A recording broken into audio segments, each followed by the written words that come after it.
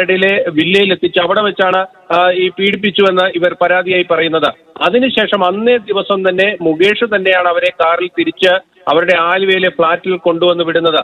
ഇതിൽ എവിടെയാണ് ഒരു നിർബന്ധിത ലൈംഗിക പീഡനം വെളിവാകുന്നത് എന്നതാണ് കോടതിയിൽ ഉയർത്തുന്ന പ്രധാനപ്പെട്ട ചോദ്യം. നടൻ മുകേഷിനെതിരെ മിനു മുനീർ കൊടുത്തിട്ടുള്ള പരാതികൾ ഓരോന്നായിട്ട് ഇപ്പൊ തള്ളിപ്പോയിക്കൊണ്ടിരിക്കുന്നതാണ് കോടതിയിനകത്ത്. അപ്പൊ നിലവിൽ ഇപ്പൊ മുകേഷിന് ജാമ്യമൊക്കെ കിട്ടിയിട്ടുണ്ട്. അപ്പൊ ഇത് ഇവർ ഈ പറഞ്ഞിട്ടുള്ള കാര്യങ്ങൾ എന്ന് പറഞ്ഞു കഴിഞ്ഞാൽ ഇപ്പൊ ഇവരെ ഹോട്ടലിൽ കൊണ്ടുപോയിട്ട് പീഡിപ്പിച്ചു എന്നുള്ള രീതിക്കാണ് ഇവർ പറഞ്ഞേക്കുന്നത്. ഈ ഒരു കേസ് കൊടുത്തേക്കുന്നത് ആ ഒരു രീതിക്കാണ്.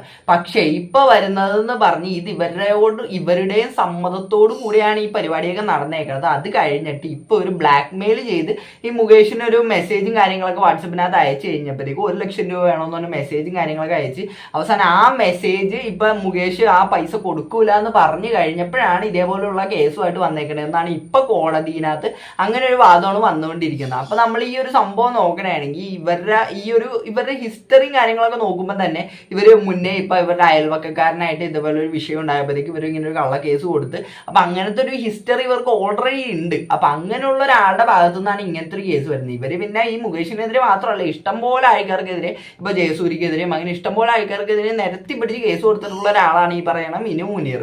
അപ്പൊ ഇവര് ഈ ഒരു മുകേഷിന് ജാമ്യം കിട്ടിയ സമയത്ത് നമ്മുടെ വാർത്തയിനകത്ത് വന്നിട്ടുള്ള കുറച്ച് കാര്യങ്ങളുണ്ട്. നമുക്ക് അതൊന്ന് കേട്ടു നോക്കാം. വലിയ രീതിയിൽ അതായത് ഇവരുടെ ആദ്യ മൊഴിയിൽ നിന്ന് പോലീസ് എടുക്കുന്ന വിശദമായ മൊഴിയിലേക്ക് വരുമ്പോൾ വലിയ വൈരുദ്ധ്യങ്ങൾ ഉണ്ട് എന്നതാണ് കോടതി ചൂണ്ടിക്കാണിക്കുന്നത്. അതോടൊപ്പം തന്നെ ഈ പരാതിക്കാരിയുടെ മൊഴിയിൽ തന്നെയുള്ളത് പരാതിക്കാരിയെ 2010 അവരുടെ ഫ്ളാറ്റിൽ നിന്ന് മുകേഷ് ഒരു പുതിയ BMW കാറിലെത്തി ആ കാറിൽ കൂട്ടിക്കൊണ്ടുപോകുന്നു എന്നതാണ്. കൂട്ടിക്കൊണ്ടുപോയി മുകേഷിന്റെ മരടിലെ വില്ലയിൽ എത്തിച്ച് അവിടെ വെച്ചാണ് ഈ പീഡിപ്പിച്ചുവെന്ന് ഇവർ പരാതിയായി പറയുന്നത്. അതിനുശേഷം അന്നേ ദിവസം തന്നെ മുകേഷ് തന്നെയാണ് അവരെ കാറിൽ തിരിച്ച് അവരുടെ ആലുവയിലെ ഫ്ളാറ്റിൽ കൊണ്ടുവന്ന് വിടുന്നത്. ഇതിൽ എവിടെയാണ് ഒരു നിർബന്ധിത ലൈംഗിക പീഡനം വെളിവാകുന്നത് എന്നതാണ് കോടതിയിൽ ഉയർത്തുന്ന പ്രധാനപ്പെട്ട ചോദ്യം. 2010 ഈ സംഭവം നടക്കുന്നത്. ഈ സംഭവങ്ങൾക്കെല്ലാം ശേഷം 2022 1 ലക്ഷം രൂപ ആവശ്യപ്പെട്ട് മുകേഷിന് പരാതിക്കാരി ഒരു വാട്സപ്പ് സന്ദേശം അയക്കുന്നുണ്ട്. അതും കോടതി ഈ ഉത്തരവിന്റെ ഭാഗമായി ചൂണ്ടിക്കാണിക്കുകയാണ്. ഇതിനെല്ലാം ശേഷം കഴിഞ്ഞ പുതുവത്സര ദിനത്തിൽ പുതുവത്സര ആശംസകൾ നേർന്ന് ഈ നടി മുകേഷിന് ഒരു ആശംസാ സന്ദേശവും അയക്കുന്നുണ്ട്. ഇതൊക്കെ ഈ കേസിൽ ഈ നടി ഉന്നയിച്ച പരാതിക്ക് വലിയ തിരിച്ചടിയായി മാറുകയാണ്. കോടതി ചൂണ്ടിക്കാണിച്ച ഒരു പ്രധാനപ്പെട്ട കാര്യമുണ്ട്. ഈ പരാതിക്കാരിയായ നടി ഒരു നിയമ ബിരുദധാരിയാണ്. ഓക്കെ, അപ്പൊ കേട്ടല്ല, അതായത് ഈ ഒരു പീഡനം നടന്ന ഈ ഒരു സമയത്ത് ഇപ്പൊ കാറിനകത്ത് വിളിച്ചിട്ട് പോയി പീഡിപ്പിച്ചു എന്ന് പറയുന്നുണ്ട്. പക്ഷെ ഈ പീഡനമൊക്കെ കഴിഞ്ഞ് കഴിഞ്ഞിട്ട് ഈ കാറിൽ തന്നെ പുള്ളിക്കാരൻ തിരിച്ചു കൊണ്ടുപോയി വിട്ടെന്ന്. അങ്ങനെ ഒരു പീഡനം നടന്നു കഴിഞ്ഞിട്ട് പിന്നെ അയാളുടെ കാറിൽ തന്നെ കയറി വീട്ടിൽ പോകാൻ കാണിച്ച ആ ഒരു മനസ്സുണ്ടല്ലോ, ആ ഒരു മനസ്സാരും കാണാണ്ട് പോരുന്നുണ്ട്. കാര്യം അത്രത്തോളം ആ കാര്യം നമ്മളൊരു ഭയഭക്തി ബഹുമാനത്തോടെയാണ് ഇപ്പൊ നമ്മളൊരാൾ കൊണ്ടുവന്ന് നമ്മളെ വീട്ടിൽ നിന്ന് വിളിച്ചിട്ട് പോയിട്ടുണ്ടെങ്കിൽ അയാളുടെ ഒപ്പം തന്നെ തിരിച്ചു വരാം. എത്ര അയാൾ ഇപ്പൊ പീഡിപ്പിച്ചിട്ടുണ്ടോ ഇതൊന്നും നമ്മൾ നോക്കേണ്ട കാര്യമില്ല എന്നുള്ള വളരെ മഹത്വമായിട്ടുള്ള ഒരു മെസ്സേജാണ് മിനു മുനീർ ഇവിടെ മുന്നോട്ട് വെക്കുന്നത്. പിന്നെ അതേപോലെ തന്നെ ഇപ്പൊ ഈ പീഡിപ്പിച്ച ആൾക്ക് ഇപ്പൊ പുതുവത്സരമായിട്ട് പുള്ളിക്കാരി മെസ്സേജ് ഒക്കെ അയച്ച് ആശംസയൊക്കെ നമ്മൾ അയക്കണം. കാര്യം നമ്മൾ എന്തൊക്കെ ചെയ്തിട്ടുണ്ടോ, നമ്മളിപ്പോ പീഡിപ്പിച്ചിട്ടുണ്ടോ അതൊന്നും നമ്മൾ നോക്കേണ്ട കാര്യമില്ല. ഇപ്പൊ ന്യൂ ഇയർ വന്നാലും ക്രിസ്മസ് വന്നാലും ഓണം വന്നാലൊക്കെ നമ്മൾ അവരെ വിഷ് ചെയ്യണം. കാര്യം അതൊരു ബഹുമാനമാണ്. അപ്പൊ അങ്ങനെയുള്ള ബഹുമാനങ്ങളെല്ലാം കാണിക്കുന്ന ഒരാളാണ് ഈ പറഞ്ഞ മിനു മുനീർ എന്ന് പറയുന്നത്. അപ്പൊ ഇനി നമ്മൾ ഇവരുടെ ഈ ഒരു കേസിനകത്തേക്ക് നോക്കുകയാണെങ്കിൽ 2009 ഇവരും അതേപോലെ തന്നെ ഈ മുകേഷ് എന്ന് പറഞ്ഞ പുള്ളിക്കാരൻ തമ്മിൽ പരിചയപ്പെടുന്നത്. പിന്നെ അത് കഴിഞ്ഞിട്ട് 2010 ഈ പറയുന്ന സംഭവം ഉണ്ടായി എന്ന് പറയുന്നത്. അപ്പൊ നിലവിൽ വന്നതൊക്കെ വെച്ചിട്ട് നമുക്ക് പറയാൻ പറ്റുന്നത് ഇതൊരു ഹണി ട്രാപ്പ് എന്നുള്ള രീതിയിലേക്കാണ് ഇത് പോയിക്കൊണ്ടിരിക്കുന്നത് എന്നാണ് നമുക്ക് പറയാൻ പറ്റുന്നത്. അപ്പൊ ഈ ഇപ്പം നമ്മുടെ കുറച്ച് ദിവസങ്ങൾക്ക് മുന്നേ ഈ മിനു മുനീറിന്റെ തന്നെ വാർത്തയിനകത്ത് പുള്ളിക്കാരി വന്നിട്ട് പറഞ്ഞ കുറച്ച് കാര്യങ്ങളുണ്ട്. നമുക്ക് അതും കൂടെ ഒന്ന് കേട്ടു നോക്കാം. അദ്ദേഹത്തിന്റെ കയ്യിൽ തെളിവുകളുണ്ട്. ഞാൻ 2022 അദ്ദേഹത്തെ ഞാൻ ബ്ലാക്ക്മെയിൽ ചെയ്തെങ്കിൽ ഒരു MLA ആയി അദ്ദേഹം എന്തുകൊണ്ട് കേസെടുത്തില്ല? പ്രത്യേകിച്ച് തെളിവുകളൊക്കെ അദ്ദേഹത്തിന്റെ കയ്യിൽ ഉള്ളപ്പോൾ എന്നെ അറസ്റ്റ് ചെയ്യാൻ അധിക നിമിഷം വേണ്ടല്ലോ. അങ്ങനെ അതുകൊണ്ട് അത് പച്ചക്കള്ളമാണ്. ഞാൻ അങ്ങനെ ബ്ലാക്ക്മെയിൽ ചെയ്തിട്ടില്ല. അദ്ദേഹത്തോട് സംസാരിച്ചിട്ട് തന്നെ വർഷങ്ങളായിട്ടുണ്ട്. ഞാൻ മിണ്ടിയിട്ടില്ല അദ്ദേഹത്തിനോട്. ഈ 2009 മൂലകം അത് അന്നാണ് എന്നോട്. നിങ്ങൾ ആ പരിചയത്തിന്റെ വർഷമൊക്കെ കറക്റ്റ് ആണോ? 2009 പരിചയം. അപ്പൊ നിങ്ങൾ തമ്മിൽ എവിടെയാണ് സന്ദേശം കൈമാറിയത്? കാരണം 2009 ഈ പറഞ്ഞോളൂ. കലണ്ടർ സിനിമയിലാണ് അദ്ദേഹത്തെ പരിചയപ്പെടുന്നത്. കലണ്ടർ എന്നുള്ള സിനിമ 2009 എനിക്ക് എന്റെ വിശ്വാസം. അവിടെ വെച്ചാണ് ഞാൻ അദ്ദേഹത്തെ പരിചയപ്പെടുന്നത്. എനിക്ക് ഞാൻ പറഞ്ഞല്ലോ, ഞാനിപ്പോ നിങ്ങളുടെ ഒരു പ്രശ്നമായിട്ട് വന്നേക്കുന്നത് എന്തുവാ, ബെഡ് ഷെയറിംഗ് അഡ്ജസ്റ്റ്മെന്റ് കാരണം ഞാൻ ഇവിടെ വിട്ടുപോയത്. എനിക്ക് അതിനോട് പൊരുത്തപ്പെടാൻ പറ്റുന്നില്ലാത്തതുകൊണ്ടാണ് ഞാൻ ഇവിടെ കേരളം വിട്ടുപോയതെന്നാണല്ലോ പറഞ്ഞത്. നമ്മൾ ഷെയർ ചെയ്യാൻ റെഡിയാണെങ്കിൽ ഇഷ്ടംപോലെ സിനിമകൾ നമുക്കുണ്ട്. നമ്മളെ വിളിച്ചോണ്ടിരിക്കുക, ചേച്ചി റെഡിയാണോ, അഡ്ജസ്റ്റ്മെന്റ് റെഡിയാണോ, സിനിമ ഉണ്ട്, ചേച്ചിക്ക് നല്ല റോളുണ്ട് എന്ന് നമ്മളെ വിളിച്ചുകൊണ്ടിരിക്കുമ്പം എന്തിനാണ് ഞാൻ ഒരു സാധാരണ ഒരു ആക്ടറിന്റെ മുമ്പിൽ ഫോട്ടോ ആയിട്ട് പോയി നിൽക്കുന്നത്? എനിക്ക് എന്തെങ്കിലും എന്തെങ്കിലും അല്ലേ മിനു ഒരു അവസരം മിനു ഇതിപ്പോൾ മുകേഷിനെതിരെ മാത്രമല്ലല്ലോ, താങ്കൾക്ക് 7 പേർക്കെതിരെ പരാതി നൽകിയ വ്യക്തിയാണ്. അപ്പോൾ ആ കൃത്യമായ തെളിവുകളുടെ അടിസ്ഥാനത്തിലാണല്ലോ നിങ്ങൾ പരാതി കൊടുത്തത്. നമുക്കിപ്പോൾ ഈ മുകേഷിന്റെ ആരോപണങ്ങൾക്ക് കൃത്യമായ മറുപടിയാണ് നമുക്കിനി വേണ്ടത്. കാരണം ഇത് ജനം കാണുകയാണല്ലോ.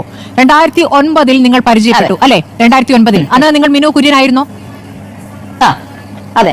22 ഞാൻ ബ്ലാക്ക് മെയിൽ ചെയ്തെന്ന് പറഞ്ഞു. അത് കള്ളമാണ്. ഒരു സ്ത്രീ ബ്ലാക്ക് മെയിൽ 2 വർഷം മുമ്പ് ചെയ്തിട്ട് എന്തുകൊണ്ട് അദ്ദേഹം സൈലന്റ് ആയിട്ട് ഇരുന്നു? പ്രത്യേകിച്ച് തെളിവുകളൊക്കെ ഉണ്ടായതുകൊണ്ട്.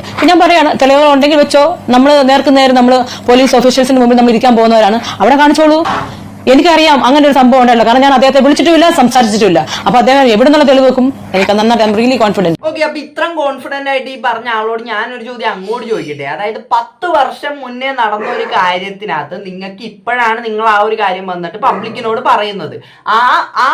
അത്രയും വർഷം എടുത്ത് നിങ്ങൾക്ക് ഒരു കാര്യം പബ്ലിക്കിനോട് വന്ന് പറയാൻ. അപ്പൊ മുകേഷിന് ഇവിടെ ഈ ഒരു 2 വർഷമാണ് എടുത്ത ആ ഒരു സംഭവം പുറത്തു വന്ന് ഈ ഒരു തെളിവുകളും കാര്യങ്ങളൊക്കെ പറയാൻ. അപ്പൊ എങ്ങനെ നിങ്ങൾക്ക് മുകേഷിന് കുറ്റം പറയാൻ പറ്റും? നിങ്ങൾക്ക് സമയം എടുക്കണ പോലെ തന്നെ പുള്ളിക്ക് സമയം എടുത്തു എന്തുകൊണ്ട് പറയാൻ പറ്റില്ല? അപ്പൊ ഇത്രയും കോൺഫിഡന്റ് ആയിട്ട് പറഞ്ഞ ആളുടെ ഓരോരോ വാദങ്ങളും കോടതിയിൽ തള്ളിപ്പോയിക്കൊണ്ടിരിക്കുന്നതാണ്. കാര്യം ഇത്രത്തോളം, അതായത് ഈ ഒരു ഹണി ട്രാപ്പ് പോലുള്ള ഇപ്പൊ ഈ ഒരു കണ്ടതൊക്കെ വെച്ചിട്ട് ഇതൊരു ഹണി ട്രാപ്പ് ആണെന്നുള്ള രീതിക്ക് തന്നെയാണ് പോണത്. പിന്നെ ഈ ഒരു കേസിനകത്ത് മുകേഷിന്റെ ഭാഗത്ത് ന്യായം ഉണ്ടെന്നുള്ളത് കൊണ്ട് മുകേഷ് അങ്ങനെ ഭയങ്കര നല്ല ആളാണെന്നോ അങ്ങനെ ഒന്നും അല്ല ഞാൻ പറയുന്നത്. ഇപ്പൊ പല രീതിക്കുള്ള അലിഗേഷൻസ് മുകേഷിനെതിരെ ഇപ്പം മറ്റേ സരിത വന്ന് കൊടുത്തതാണെങ്കിലും അങ്ങനത്തെ പല രീതിക്കുള്ള കേസുകൾ മുകേഷിനെതിരെ ഉണ്ട്. അപ്പൊ ആ ഒരു ഇതുള്ളതുകൊണ്ട് തന്നെ ഞാൻ മുകേഷിന് ഒരിക്കലും സപ്പോർട്ട് ചെയ്ത് അങ്ങനെ പറയുന്നില്ല. ഈ ഒരു വിഷയത്തിനകത്ത് മുകേഷിന്റെ ഭാഗത്ത് ന്യായമുണ്ട് എന്നുള്ള രീതിക്കാണ് ഞാൻ പറഞ്ഞിട്ടുള്ളൂ. പിന്നെ അതേപോലെ തന്നെ ഇപ്പൊ ഇതിന് മുന്നേ പല രീതിക്കുള്ള കേസുകൾ നമ്മൾ കണ്ടിട്ടുണ്ട്. ഇപ്പൊ ഈ വിജയ് ബാബുവിന്റെ കേസൊക്കെ നമ്മൾ ഇതിന് മുന്നേ കണ്ടിട്ടുണ്ട്. അപ്പൊ ആ ഒരു വിഷയത്തിനകത്തൊക്കെ ഈ നടി വന്നിട്ട് പറഞ്ഞത് ഇങ്ങനെ പല വട്ടം എന്നെ പീഡിപ്പിച്ചിട്ടുണ്ടോ. അപ്പൊ ഈ ഒരു പ്രാവശ്യം പീഡിപ്പിക്കുന്നത് ഓക്കെ, ഒരു പ്രാവശ്യം പീഡിപ്പിച്ച് കഴിയുമ്പോൾ തന്നെ നമുക്ക് ബോധം വരുമല്ല, ഇയാളുടെ ഭാഗത്തുനിന്ന് എനിക്ക് ഇങ്ങനെ ഒരു അവസ്ഥ വന്ന് അപ്പൊ ഇനി ഞാൻ അയാളുടെ അടുത്തേക്ക് പോകരുത് എന്നുള്ള ഒരു സാധനം മൈൻഡിനകത്ത് വരുമല്ല. അത് കഴിഞ്ഞിട്ട് പല വട്ടം പിന്നെയും പീഡിപ്പിക്കാനായിട്ട് അയാളുടെ അടുത്ത് ചെന്നിട്ടല്ലേ ഈ ഒരു അവസ്ഥ വന്നത്.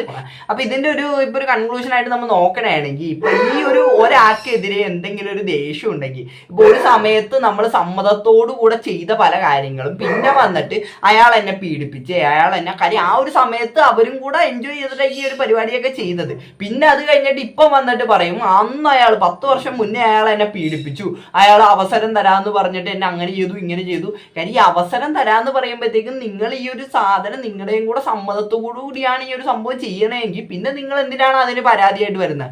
അന്ന് നിങ്ങൾക്ക് പരാതി ഉണ്ടായില്ല, ഇന്ന് നിങ്ങൾക്ക് പരാതി ഉണ്ട്. അപ്പൊ ആ ഒരു സംഭവങ്ങളൊക്കെ ഒന്നും അതൊട്ട് കണക്ട് ആവുന്നില്ല കേട്ടോ. അപ്പൊ ഇതേപോലുള്ള കാര്യങ്ങളൊക്കെ ചെയ്യുന്നവർക്കെതിരെ ശക്തമായിട്ടുള്ള എന്തെങ്കിലും ഒരു നടപടി തന്നെ എടുക്കണം. അല്ലെങ്കിൽ ഇവര് പിന്നെയും ഇവരുടെ വഴി നോക്കി അങ്ങോട്ട് പോകും. കാര്യം ഇവര് അടുത്ത ആൾക്കെതിരെ കേസ് കൊടുക്കും, പിന്നെ അയാളുടെ ജീവിതം പോകും, ഇവര് പിന്നെയും അവര് അടുത്ത കേസ് കൊടുത്ത് അവരങ്ങനെ പോയിക്കൊണ്ടിരിക്കും. അപ്പൊ ഇങ്ങനെ കേസ് കൊടുക്കണതൊക്കെ നിൽക്കണമെന്നുണ്ടെങ്കിൽ ഇവർക്കെതിരെ എന്തെങ്കിലും ശക്തമായിട്ടുള്ള നടപടിയും കാര്യങ്ങളൊക്കെ നമ്മുടെ നിയമത്തിനകത്ത് വരണം. അല്ലെങ്കിൽ ഇതേപോലെയുള്ള കേസുകളൊക്കെ തന്നെ ഇങ്ങനെ നടന്നുകൊണ്ടിരിക്കും. അപ്പൊ ഇതിനെതിരെ എന്താണ് നിങ്ങൾക്ക് പറയാനുള്ളത്? ഈ വീഡിയോയുടെ താരം കമന്റ്. വീഡിയോ ഇഷ്ടപ്പെട്ടാൽ മാത്രമല്ല സബ്സ്ക്രൈബ് ചെയ്യാൻ എല്ലാവർക്കും അടുത്തൊരു വീഡിയോ കാണുന്നവർക്ക്